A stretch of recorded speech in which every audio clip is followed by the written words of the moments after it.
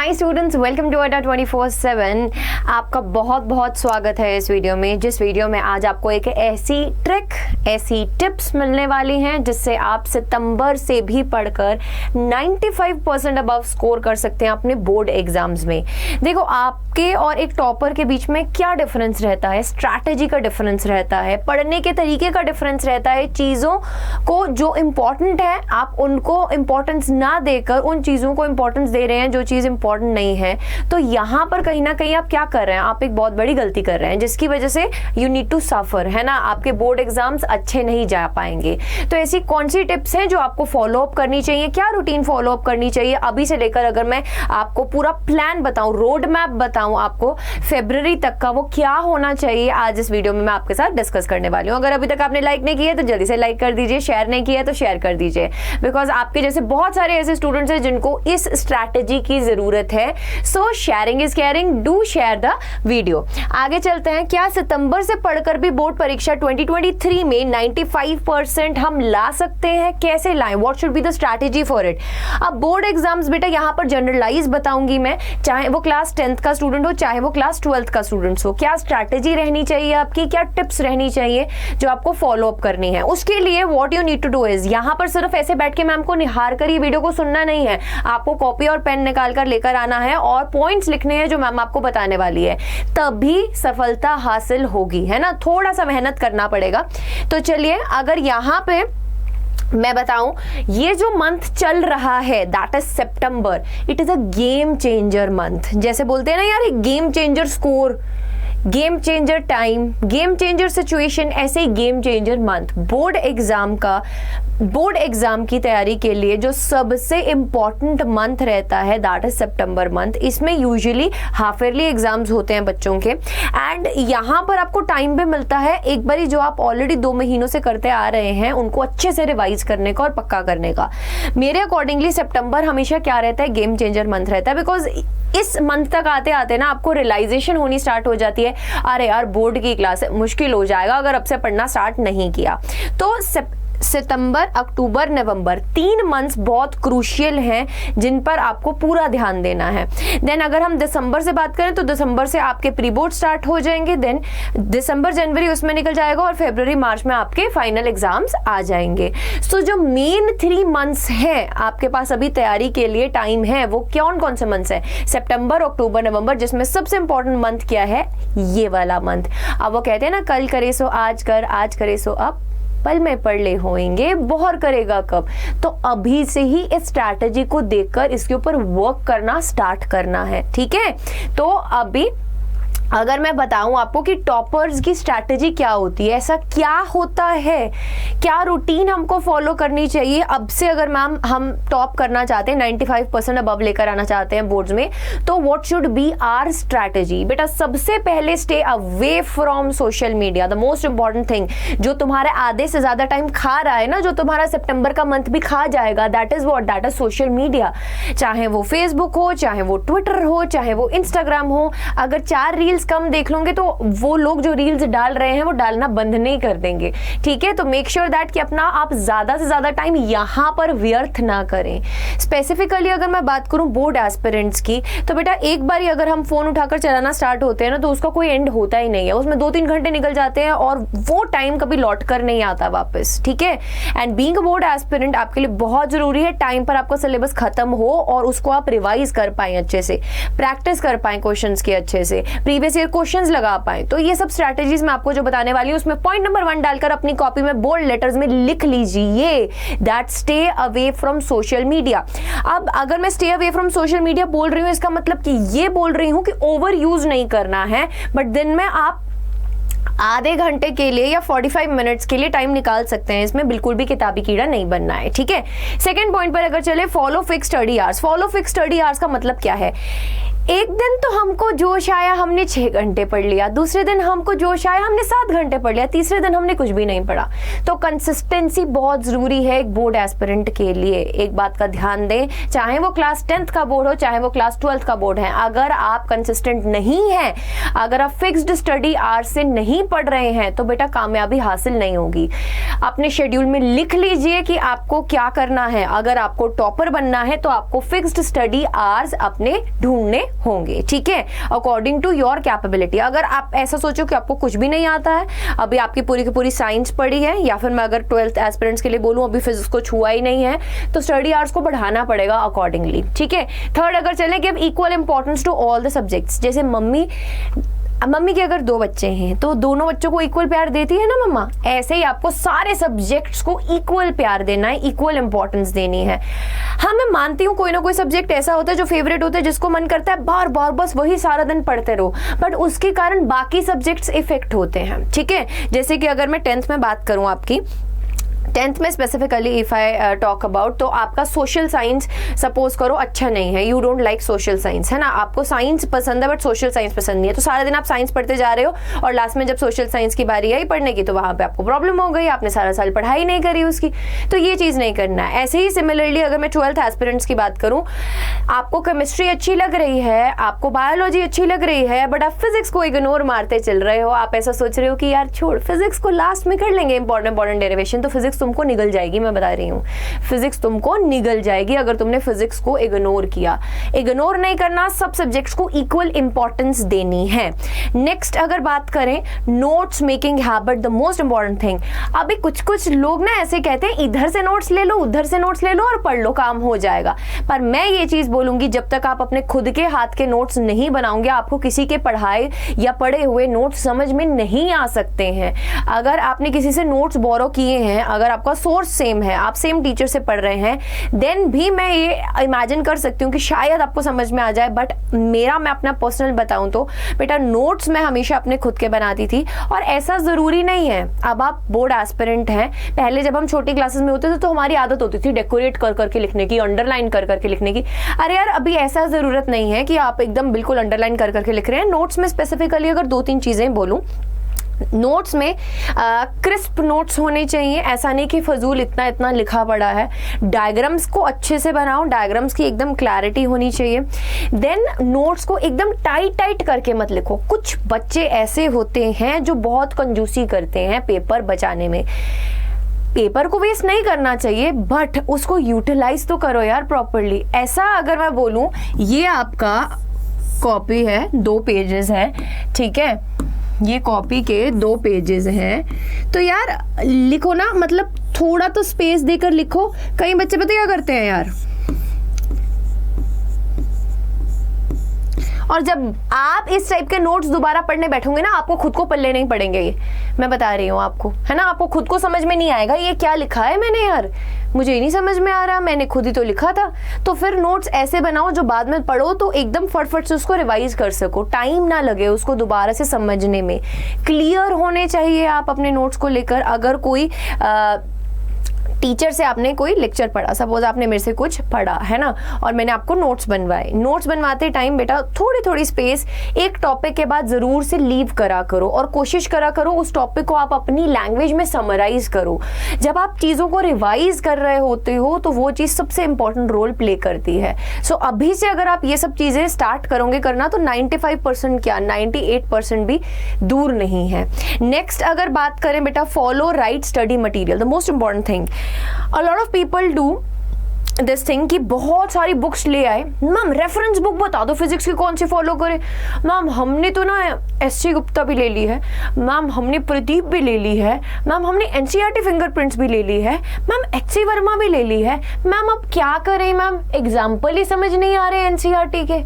बताओ, एनसीईआरटी तो कर लो पहले, एग्जाम्पल एक्सरसाइज तो समझ में नहीं आ रही, इतनी बुक्स लेकर क्या करोगे, क्या फायदा उस चीज का। बोर्ड एस्पिरेंट्स के लिए सबसे इंपॉर्टेंट क्या होता है, एनसीईआरटी, है ना। एनसीईआरटी बुक को थारली कंप्लीट करने के बाद, एग्जाम्पल्स एक्सरसाइजेस एक पॉइंट्स टू पॉन्डर पढ़ने के बाद, ब्लू बॉक्सेस खत्म करने के बाद, टाइम बच रहा है तो अपनी कोई रेफरेंस बुक उठाओ, बोर्ड एस्पिरेंट्स के लिए मैं स्पेसिफिकली ये चीज बात कर रही हूँ, ठीक है। सो एनसीईआरटी को बहुत इंपॉर्टेंस दिया करो, उसको इग्नोर मत किया करो। उसकी लैंग्वेज समझ में नहीं आ रही है, बार बार से एक चीज को पढ़ोगे, जब आपको क्लास में चीजें कराई जाती हैं तो एनसीईआरटी में ही साइड में बेटा उसको डिकोड करके लिखो, it will be easier for you.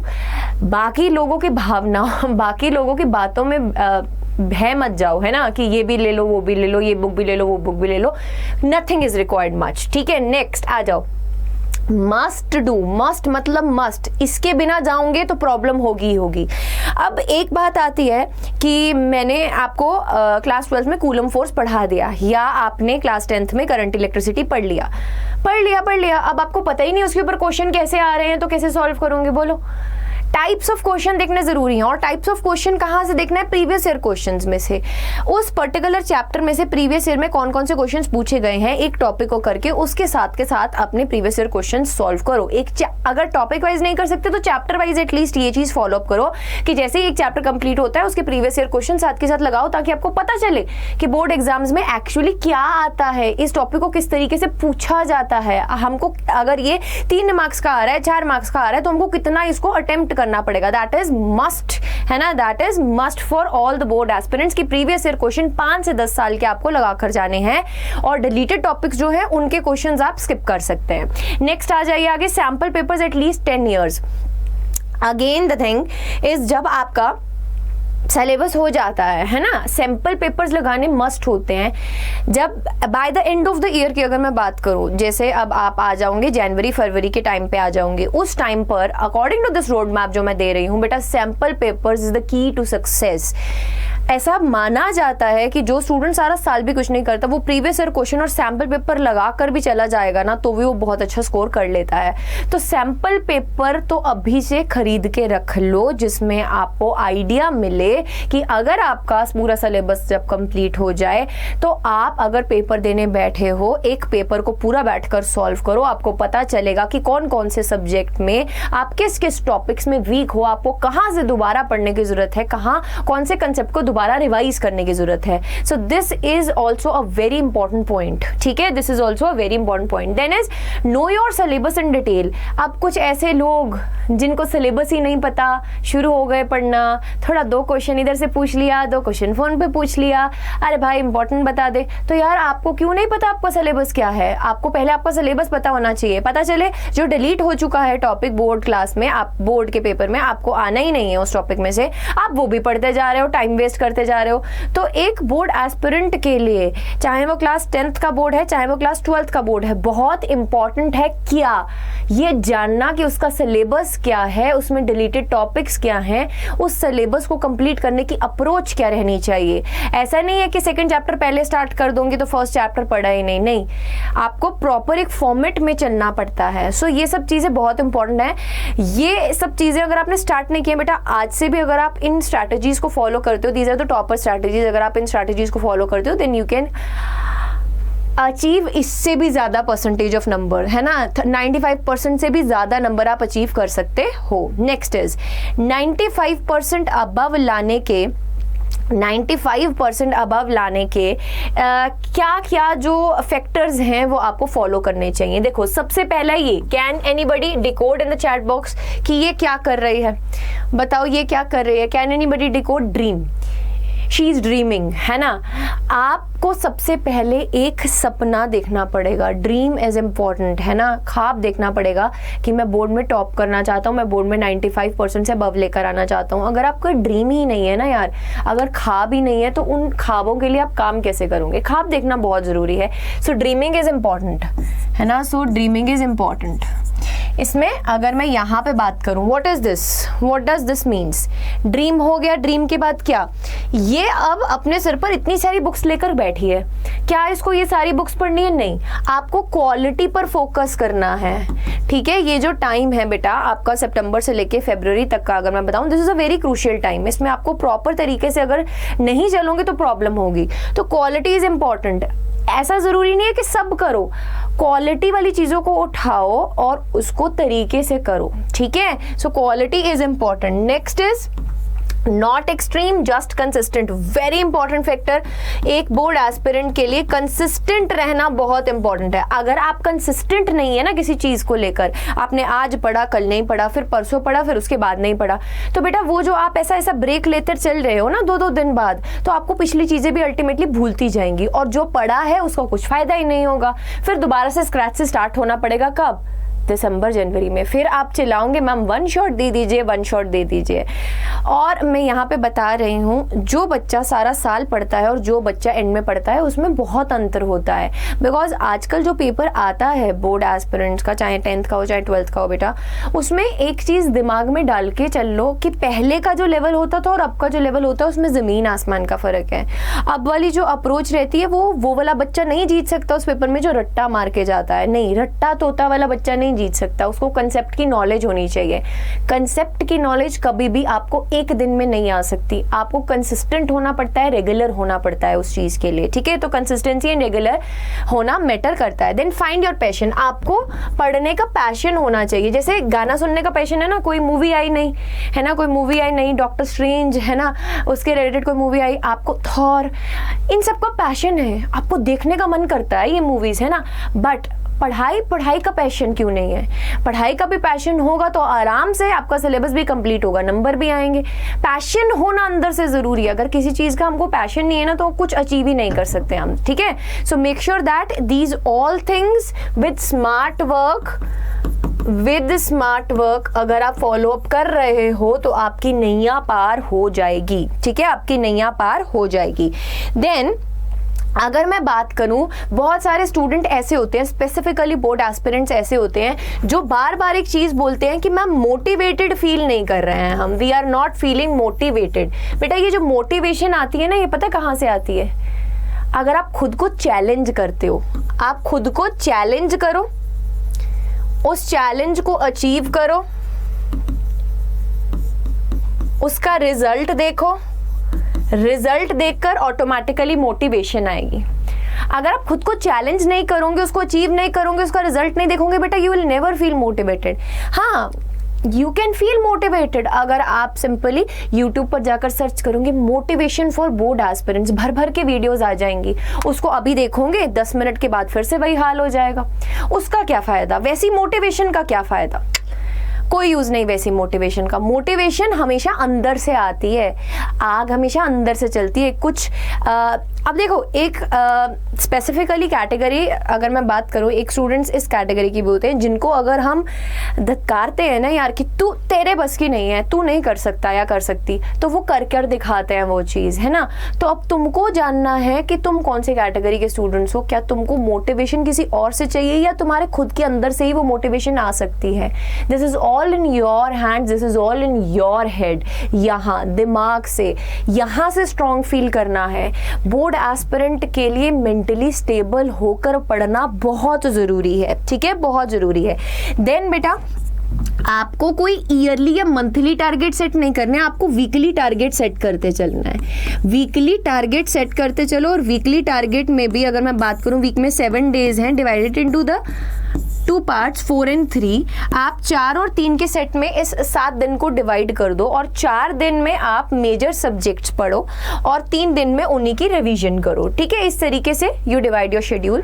Then it's up to you that you are a early person and और you are a night owl. आपको दिन में ज्यादा पढ़ना अच्छा लगता है या फिर रात में पढ़ना ज्यादा अच्छा लगता है। मैं उसके ऊपर स्पेसिफिक नहीं बोलूंगी कि सुबह ही उठकर 5 बजे पढ़ो तभी हो सकता है, नहीं तो नहीं होगा, ऐसा कुछ नहीं बोलूंगी मैं। It only depends upon you, क्योंकि मैं पर्सनली अपनी बात बताऊं तो मुझे रात को चीज़ें ज़्यादा अच्छी समझ में आती थी। मेरे को रात को पढ़ना ज़्यादा अच्छा समझ में आता था, अच्छा लगता था मेरे को रात को पढ़ना। डे टाइम पर मेरे से पॉसिबल नहीं हो पाता था, बिकॉज इतना शोर रहता था, कुछ ना कुछ बाहर से आवाज़ आ रही है, कभी कोई जा रहा है बाहर से, कभी कोई घंटी बज रही है, कोई आ रहा है। तो डे टाइम पर मेरे लिए मुझे ऐसा लगता था पर्सनली पॉसिबल नहीं है।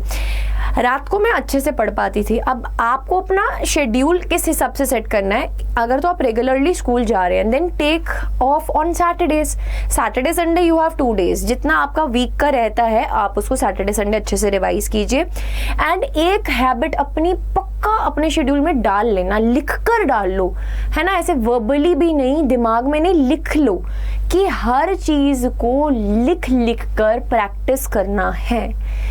साइंस स्टूडेंट्स, फिजिक्स स्टूडेंट्स, बेटा अगर मैं बात करूं साइंस की बात कर रही हूँ 10th वालों के लिए, फिजिक्स की बात कर रही हूँ 12th वालों के लिए, मैथ्स 12th वालों के लिए, एसएसटी या सोशल साइंस आपकी 10th वालों के लिए। देन इन दोनों कैटेगरी ऑफ स्टूडेंट्स के लिए एक बात दिमाग में एक फीड कर लो, जब तक आप किसी कंसेप्ट को लिखकर प्रैक्टिस नहीं कर रहे हो, आपको ऐसा पढ़ने से ऑरली ऐसा लगेगा कि समझ में आ गया, बट अगर आपको कोई 2 दिन बाद आकर पूछेगा ना तो आपको कुछ भी याद नहीं होगा। So make sure that you are writing all the things, ठीक है, इससे आपका प्रॉपर नोट्स भी बन जाएगा, ठीक है। सो 2 थिंग्स जो आपको बिल्कुल ध्यान में रखना है, that is notes making and homework. जो भी आपका डीपीपीज वगैरह रहता है, होमवर्क रहता है ना, वो सब चीज़ें आप रेगुलर बेसिस में करते रहें, ठीक है, उससे बिल्कुल भी पीछे ना हटें।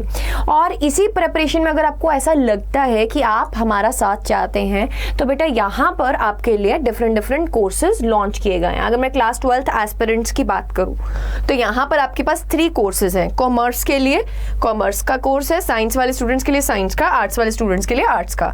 These are the prices for respective 12 months, जिसपे आपको 17% ऑफ मिल सकता है if you will use my code as Y549। आपको 17% रिबेट मिलेगा इन दिस प्राइजेस। ये पर्टिकुलर कोर्सेज जरूरी नहीं है आपको 12 मंथ्स के लिए बाय करने हैं, आपके पास ऑप्शन भी है 2 मंथ्स का भी आप बाय कर सकते हैं, 6 मंथ्स का भी आप बाय कर सकते हैं। उसके बाद अगर मैं बात करूं, आपको कोर्सेज मतलब प्रॉपर लाइव क्लासेस नहीं चाहिए, सिर्फ और सिर्फ आपको प्रैक्टिस क्वेश्चंस चाहिए, you need e books. So these are also available on our app. मैं अभी आपको प्रोसीजर बताऊंगी आप कैसे इसको अवेल कर सकते हैं। बेटा the price is 1099 for science, इसमें आपके पास चैप्टर वाइज ई बुक्स होंगी। Similarly e books for commerce is also of 1099, you can avail maximum discount on it also for approximately 17% का डिस्काउंट मिलेगा if you will use the code as Y549। उसके बाद आती है class 10th की कहानी। बेटा क्लास 10th में निश्चय बैच ऑलरेडी लॉन्च हो चुका है 24 अगस्त से।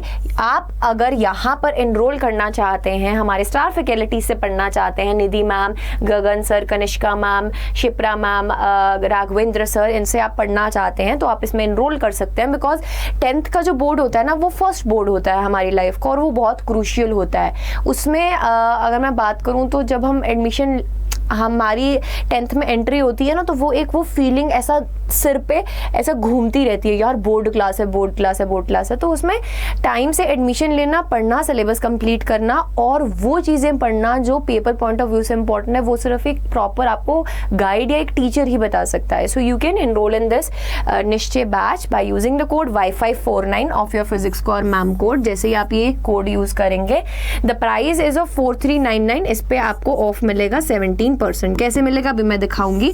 अगर आपको सिर्फ और सिर्फ ई बुक्स चाहिए, आपको क्लासेस लाइव नहीं लगानी है बेटा, 1099 को प्राइस है of the e books, you can avail this also, ठीक है। And other than that class 11th aspirants भी अगर मेरे को सुन रहे हैं जो कि अल्टीमेटली क्लास 12th में जाने वाले हैं, they can enrol in this Saksham batch 2। You can use my code Y549 for this and you will avail full 1 year course in 1 to 85 rupees only, ठीक है।